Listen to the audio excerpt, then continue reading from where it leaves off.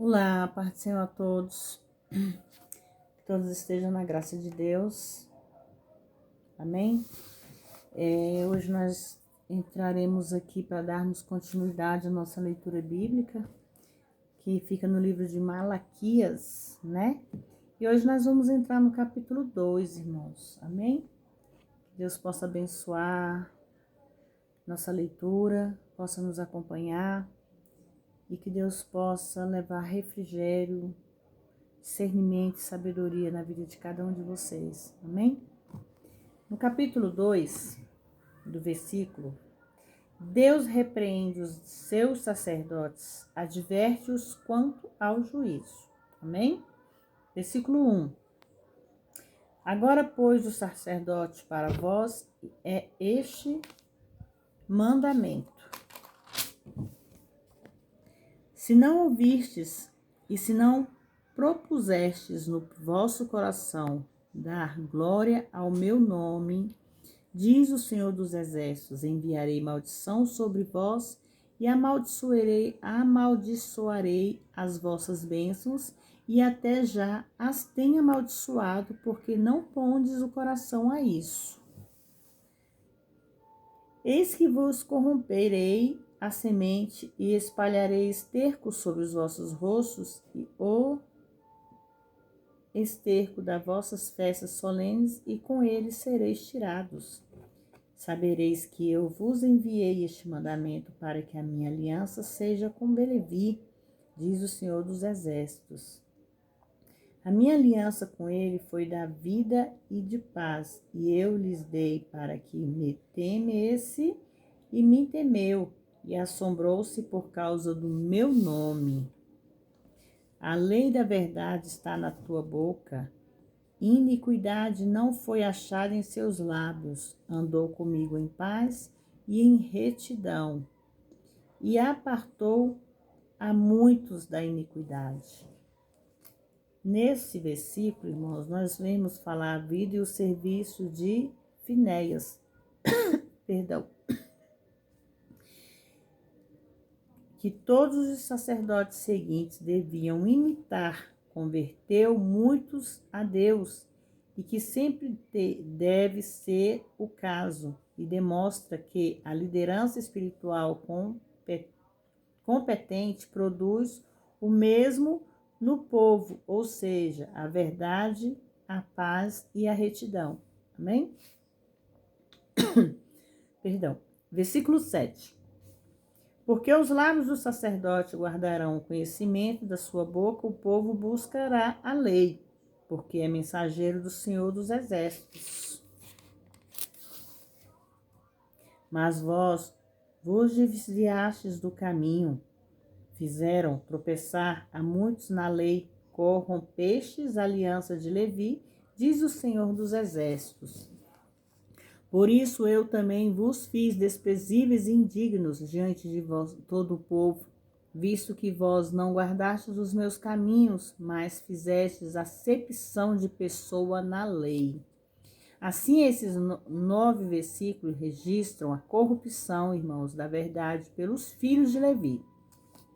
E os 7 versículos seguintes, a violação da instituição do casamento pelo povo. Ambas as violações resultaram em desobediência à palavra de Deus. Por isso, eu também vos fiz desprezíveis e indignos diante de todo o povo. Significa que, como os sacerdotes já não o honravam, ele já não os honrava, mas fizesse acepção de pessoas da lei. Significa que alguns povos recebiam um tratamento indiferencial. Por exemplo, quando alguns levavam animais doentes para serem usados para o sacrifício, eram gravemente admoestados, enquanto o outro era permitido fazê-lo sem reprimenda alguma. 10. A traição de Judá, julgamento por traição. Não temos todos nós o mesmo Pai? Não nos criou o mesmo Deus? Por que, pois, agiremos de modo traiçoeiro? cada homem contra seu irmão, profanando a aliança de nossos pais. Judá foi desleal, e em Israel e em Jerusalém se cometeu abominação, porque Judá profanou a santidade do Senhor, que ele amou, e se casou com a filha de Deus. Deus com D minúsculo. Estranho. Nesse versículo 10, a pergunta: não temos todos os mesmo Pai? Tem, na verdade, uma dupla referência. Ela fala de Abraão e de Deus. A pergunta: não nos criou um mesmo Deus? Não tem a intenção de retratar o Senhor como criador de cada pessoa, mas em vez disso, como criador de Israel como nação. Assim, de fato, eles estavam dizendo que por simplesmente terem nascidos judeus, isso significa que eles eram salvos. A última frase revela a verdade de que, quando os homens começaram a romper a aliança com Deus, então eles começaram a agir de modo traiçoeiro contra o seu próximo, até mais especificamente contra o seu irmão, ou seja, no Senhor. Tanto a violação da aliança quanto o agir de modo traiçoeiro contra seu irmão andam de mãos dadas. 12. O Senhor extirpará das tendas de Jacó, ao homem que fizer isso, seja quem for, e o que oferece oferta ao Senhor dos Exércitos. 13. E isto outra vez cobriram o altar do Senhor de lágrimas, de pranto e de clamor, de sorte que ele não olha mais para a oferta, nem aceitará com prazer da vossa mão. 14.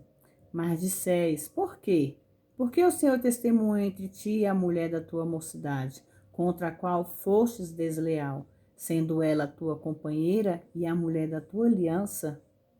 A pergunta por quê revela o Espírito Santo por meio do profeta. Estava imitando o povo quando perguntava ao profeta exatamente por que o Senhor não aceitava os seus sacrifícios.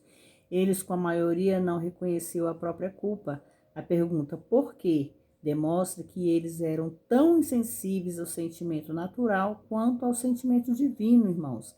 A última insensibilidade rapidamente ocasiona a anterior. A frase porque o Senhor testemunhou entre ti e a mulher da sua mocidade significa o Senhor vendo tudo que estando sendo enganado de modo algum pelos sacrifícios, como também ele não está sendo enganado hoje. Sendo ela a tua companheira e a mulher da sua aliança, refere-se ao voto solene feito quando a cerimônia do casamento foi realizada. De fato, foi até que a morte nos separe. Um pecado leva o outro, mais profundo. Os exilados restaurados, contrário ao que estabeleceu a Bíblia, casavam-se com mulheres pagãs. A esse mal ele agora acrescentaram e, ainda mais profundo, se divorciarem das suas esposas judias para se casarem com mulheres estrangeiras. 15. E não fez ele somente havendo nele ainda resíduo do seu espírito? E por que um? Porque procurava uma semente de piedosos. Portanto, guardai-vos em vossos espírito e não sejais desleais para com a mulher da vossa mocidade. 16. Porque o Senhor Deus de Israel diz que ele aborrece e repudia, e ao que encobre a violência com a sua veste, diz o Senhor dos Exércitos. Portanto, guardai-vos em vos só espírito, vosso espírito, e não cometam traição. Senhor de Israel e suas escrituras retrata a tremenda importância da declaração que está para ser feita. A frase diz que ele aborrece o que repúdio. Significa que Deus odeia o divórcio. As razões devem ser óbvias. O divórcio é contrário à instituição original de Deus e, de fato, constitui um ataque direto na santidade do lar e da unidade familiar, que foi originalmente prescrita por Deus no Jardim do Éden. Nas Escrituras são dadas duas condições para o divórcio e para o segundo casamento. Elas são: um dos cônjuges comete fornicação, que a leva ao divórcio. A deserção de um cônjuge, e isso por causa do evangelho. Em outras palavras, um jugo desigual. Quando fala, irmãos, que muitas vezes é aquela frase que os mais velhos falavam, né? Dois bicudos não se beijam. Quer dizer, julgos desiguais. Ou o casal vive bem, ou o casal não inventam de se casarem, para que não vivam em guerra dentro do seu lar. Esse é o jugo desigual. É aquele que não combina, é aquele que não concorda, é aquele que não quer ter a opinião justa e simples como uma só pessoa. Duas pessoas se tornam uma pessoa. O casal tem que ser fiel, tem que ter sinceridade um com o outro, tem que ter intimidade um com o outro. É aquela sinceridade verdadeira entre vós. E quando fala a frase, o divórcio é contrário à instituição original de Deus e de fato constitui um ataque direto à santidade do lar e da unidade familiar que foi originalmente prescrita por Deus. No Jardim do Éden, nas Escrituras são dadas duas condições para o divórcio e para o segundo casamento, que vem: um dos cônjuges comete a fornicação, que é o adultério, a deserção de um cônjuge, e isso por causa do evangelho. Em outras palavras, um jugo desigual. De que adianta eu ser uma pessoa que busco a Deus, gosto de falar de Deus, gosto de ouvir a palavra, gosto de estar em intimidade com Deus, se eu vou me casar com um homem que odeia quando fala da palavra, odeia quando fala em ler uma Bíblia, ou até mesmo quando a esposa resolve, eu vou para a igreja, e aquele homem, né, que a pessoa se casou, critica, humilha, fala coisas para a esposa que não vem de Deus. Isso é um jugo desigual, irmãos. Ou você se une em oração, ou você se une em comunhão, ou não se casam. Então aqui está dizendo na Bíblia que é o jugo desigual. A frase: "E ao que encobre a violência, as suas vestes, diz o Senhor dos Exércitos", é na realidade negativa. As vestes são usadas no sentido do noivo jogando a orla de suas roupas sobre aquela que está comprometida a se casar com ele. Assim, a ideia é quando a pessoa se divorcia e se casa novamente, sem apoio das Escrituras, ela está tirando as suas vestes sobre a violência, porque esse seria o resultado dessa ação. Em vista, irmão, dessas predições terríveis que certamente são verdadeiras, porque foram ditas pelo Senhor, o divórcio é um novo casamento, e um novo casamento não podem nem mesmo ser considerados a menos que não haja absolutamente nenhuma outra alternativa.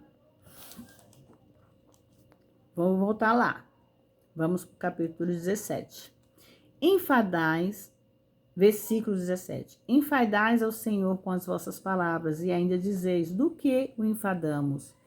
Nistos que dizeis: qualquer que faz o mal para pôr bom aos olhos do Senhor, e desses é que ele se agrada, ou onde está o Deus do juízo? Irmãos, vamos voltar um pouquinho aqui no capítulo que fala sobre o divórcio. Aqui não está dizendo que Deus, ele omite o fato de um casal se separar. Nenhum homem ou uma mulher precisam viver um com o outro sendo maltratados, se vão maltratar um ao outro, se vão ofender, se vão machucar. E quando ele se retrata aqui aos 2 sentidos, que diz: um cônjuge comete fornicação, quer dizer, um exemplo, eu me casei e o meu casamento existe traições. A fornicação, irmãos, quer dizer o seguinte: eu vou me casar, mas antes de eu me casar eu vou ficar vivendo com aquela pessoa. É essa fornicação que Deus fala na Bíblia, de você viver com o seu cônjuge debaixo do mesmo teto, dormindo na mesma cama, mas não são casados, não são um casamento abençoado por Deus. Você está vivendo em fornicação, você está vivendo com uma pessoa que não é seu marido, você está vivendo com uma pessoa que não é sua esposa. É difícil a gente ouvir essas palavras, porque eu vivi muitos anos da minha vida sem ser casada. E todas as vezes eu ouvia sobre isso e criticava, e muitas vezes eu dizia: o que é fornicação? Por que eu estou fornicando? Irmãos, às vezes a falta de conhecimento faz com que a gente peque. E de tanto eu ir aprendendo e ouvindo, lendo a palavra, conhecendo, né, a palavra de Deus, eu percebi que eu não estava vivendo em comunhão com Deus. E o meu casamento vivia sempre em turbulência, tanto que acabou em separação. Porque eu vivi muitos anos com uma pessoa sem casar. Então eu vivia em fornicação. Então ali Deus permite a separação. E por incrível que pareça, foi permitido a minha separação, que eu acabei separando. Só que eu fui muito desobediente. Eu continuei vivendo minha vida como eu sempre quis, do jeito que eu quis. E nunca tive um casamento verdadeiro, irmãos. Então isso serve de exemplo. Porque às vezes a gente acha que está vivendo num mundo, num casamento feliz. Mas nosso casamento tem que ser abençoado por Deus. Ele tem que ser em concordância com Deus. É essa a fornicação, você viver debaixo do mesmo teto com a mesma pessoa sem se casar. Então Deus permite a separação. A disserção de um cônjuge, e isso por causa do evangelho, em outras palavras, um jugo desigual. O que é o jugo desigual? É você viver nos caminhos do Senhor, procurar estar na presença do Senhor, seja o homem ou seja a mulher. Um dos dois não aceita, um dos dois não gosta, um dos dois não permite. Também passei por isso, irmãos. Fui casar, vivi com essa pessoa. Quando eu dizia que eu queria ir, quando eu queria, né, ir na igreja, era sempre uma briga dentro de casa, era sempre discussões. E é isso que eu entendo na palavra. O jugo desigual é você é você conviver com uma pessoa que não tem o mesmo patamar que o seu, que não quer viver na mesma comunhão com Deus como você está vivendo. Então procure se acertar na vida, procure alguém que seja igual e não desigual. Porque eu também espero por esse dia, conhecer algo igual, que não seja desigual. Eu não quero mais um jugo desigual na minha vida. Eu preciso de um jugo que seja igual a mim. para que nós possamos amar a Deus, respeitar a Deus e honrar, para que nosso casamento seja construído com raiz. Amém? Que eu espero que vocês tenham entendido a palavra e nós vamos falar mais sobre isso, para que nós possamos entender muito mais do que agora.